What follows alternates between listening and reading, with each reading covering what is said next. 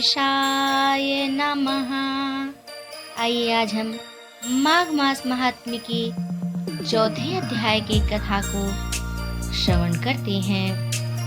श्री वशिष्ठ जी कहने लगे कि हे राजन, अब मैं माघ के उस महात्म्य को कहता हूँ जो कार्तिवीर्य से पूछने पर दत्तात्रेय जी ने कहा था।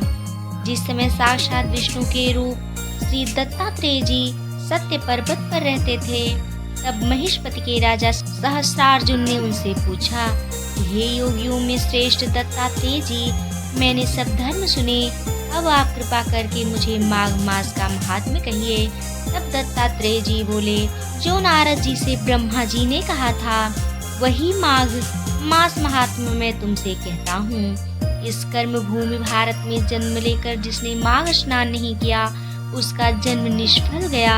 माघ मास महात्म्य भगवान की प्रसन्नता, पापों के नाश और स्वर्ग की प्राप्ति के लिए माघ स्नान अवश्य करना चाहिए। यदि यह पुष्ट शुद्ध शरीर माघ स्नान के बिना ही रह जाए तो इसकी रक्षा करने से क्या लाभ। जल में बुलबुले के समान, मक्खी जैसे तुच्छ जंतु के समान यह शरीर माघ स्नान के बिना मरण समान है।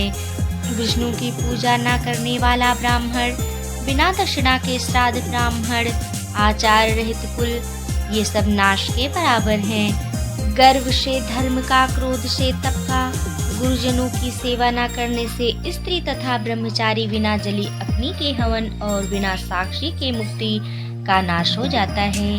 जीविका के लिए कहने वाली कथा, अपने ही लिए बनाए हुए भोजन की क्रिया, शुद्ध से भिक्षा लेकर किया हुआ यज्ञ तथा कंजूस का धन, यह सब नाश के कारण है।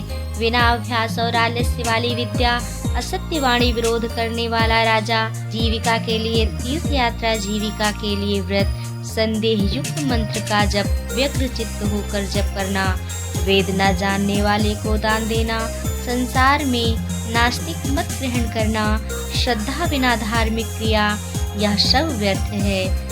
और जिस तरह दरिद्री का जीना व्यर्थ है, उसी तरह माघ स्नान के बिना मनुष्य का जीना व्यर्थ है।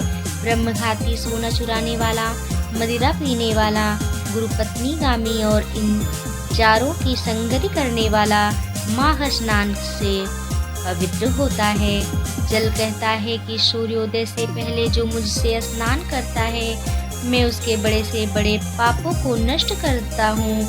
महापातक भी स्नान करने से भस्म हो जाते हैं। माघ मास के स्नान का जब समय आ जाता है तो सब पाप अपने नाश के भय से कांप जाते हैं। जैसे मेघों से युक्त होकर चंद्रमा प्रकाश करता है, वैसे ही श्रेष्ठ मनुष्य माघ में स्नान करके प्रकाशमान होते हैं। मनसा वाचा कर्मणा से किए हुए छोटे या बड़े, नए या पुराने, सभी पाप स्नान से नष्ट हो जाते हैं। आलस्य में बिना जाने जो पाप किए हों वह भी नाश को प्राप्त होते हैं। जिस तरह जन्म जन्मांतर के अभ्यास से आध्यात्मिक ज्ञान की प्राप्ति होती है, उसी तरह जन्मांतर अभ्यास से ही माघ स्नान में मनुष्य की रुचि होती है। यह अपवित्रों को पवित्र करने वाला बड़ा तप और संसार रूपी कीचड़ को धोने की पवित्र वस्तु है। हे राजन, जो मनवांछित फल देने वाला मास स्नान नहीं करते, वह सूर्य चंद्र के समान भोगों को कैसे भोग सकते हैं। इति श्री ब्रह्म पुराणांतर्गत चतुर्थो अध्याय समाप्त।